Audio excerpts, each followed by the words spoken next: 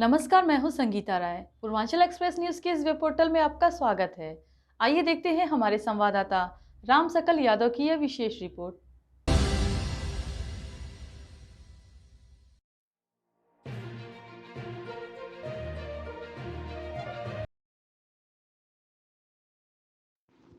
आजमगढ़ शहर से सटे विट्ठल घाट पर गुरुवार को राष्ट्रीय स्वयंसेवक संघ के तत्वाधान में गुरुद्वारे में वीर बाल दिवस का आयोजन किया गया। इस दौरान परंपरागत शब्द कीर्तन के साथ ही अटूट लंगर भी चलाया गया। वहीं वीर बाल दिवस को मनाए जाने को लेकर जागरूकता भी किया गया। कार्यक्रम के मुख्य अतिथि राष्ट्रीय स्वयंसेवक संघ के गोरख प्रांत के प्रांत प्रचारक रमेश जी रहे। आरएसएस के नगर कार्यवाहक अजय अग्रवाल ने बताया कि सनातन धर्म के लिए 21 से 27 दिसंबर तक का सप्ताह या तो शोक के रूप में मनाना चाहिए था या फिर शौर्य के रूप में मनाना चाहिए, लेकिन सनातन धर्म को मानने वालों को इसकी जानकारी नहीं दी गई। इसी हफ्ते में सिखों के 10वें गुरु गोविंद सिंह के 4 पुत्रों को मुगल शासकों ने शहीद कर दिया। सनातन धर्म की रक्षा के लिए चारों पक्षे बलिदान हो गए। प्रधानमंत्री नरेंद्र मोदी ने 26 दिसंबर को वीर बाल दिवस मनाए जाने की घोषणा की थी। इसी को लेकर राष्ट्रीय स्वयंसेवक संघ की तरफ से गुरुद्वारा कमेटी के सहयोग से वृहद श्रद्धांजलि कार्यक्रम का आयोजन किया गया। इस कार्यक्रम का मुख्य उद्देश्य कि बलिदान के प्रति बच्चों को जागरूक करते हुए प्रेरणा दें और अपने भविष्य को सुरक्षित रखें।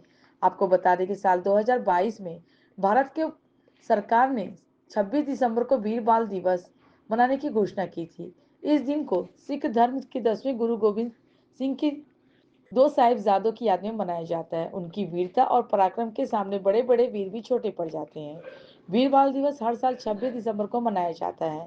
यह दिन सिख धर्म के 10वें गुरु गुरु गोविंद सिंह जी के 2 छोटे साहिबजादों जोरावर सिंह और फतेह सिंह को सम्मानित करने के लिए मनाया जाता है।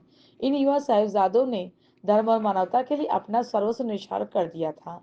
इन्हीं के सम्मान और याद में वीर बाल दिवस मनाया जाता है। सिख धर्म के 10वें गुरु श्री गोविंद सिंह जी ने साल 1699 में बैसाखी के दिन खालसा पंथ की स्थापना की थी।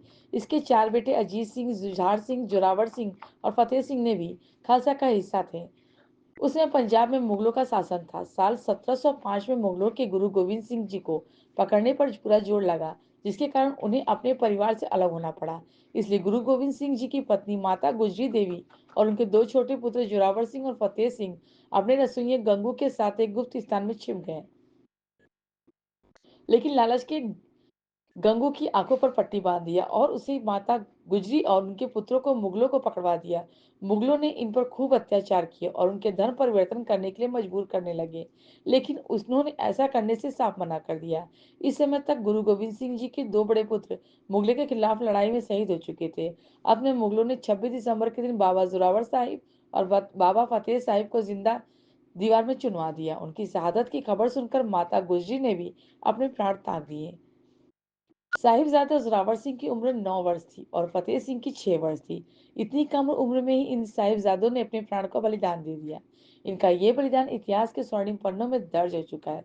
यह हमें प्रेरित करता है कि हम भी अपने जीवन में कठिनाइयों का सामना करते हुए धैर्य और दृढ़ता बनाए रखें।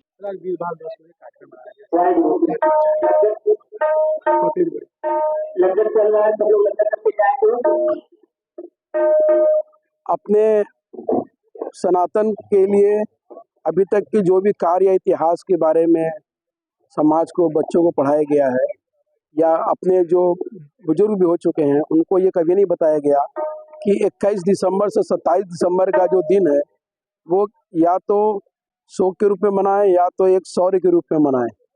लेकिन यशस्वी प्रधानमंत्री जी ने एक संदेश दिया कि वीर बाल दिवस की घोषणा उन्होंने 26 दिसंबर की किया और समाज को बताया कि सनातन की रक्षा के लिए गुरु गोविंद सिंह जी के चारों बच्चे इस सप्ताह में शहीद हुए थे। आज उन्हीं को नमन करने के लिए राष्ट्रीय स्वयंसेवक संघ के कार्यकर्ताओं द्वारा गुरुद्वारे में एक बृहद श्रद्धांजलि का आयोजन किया गया। इसमें गोरक्ष प्रांत से प्रांत प्रचारक श्रीमान रमेश जी भाई साहब का सानिध्य प्राप्त हुआ और पूरे गुरुद्वारा कमेटी का भी सहयोग हम सबको प्राप्त हुआ। और समाज को ये संदेश है कि कम से कम अपने इतिहास को हम भूले नहीं और इतने बड़े बलिदान को, इतिहास तो सबसे बड़ा बलिदान है, इसको हम सब जीवित रखें और अपने आने वाले बच्चों को इससे प्रेरणा देते हुए आगे के भविष्य को सुरक्षित रखें।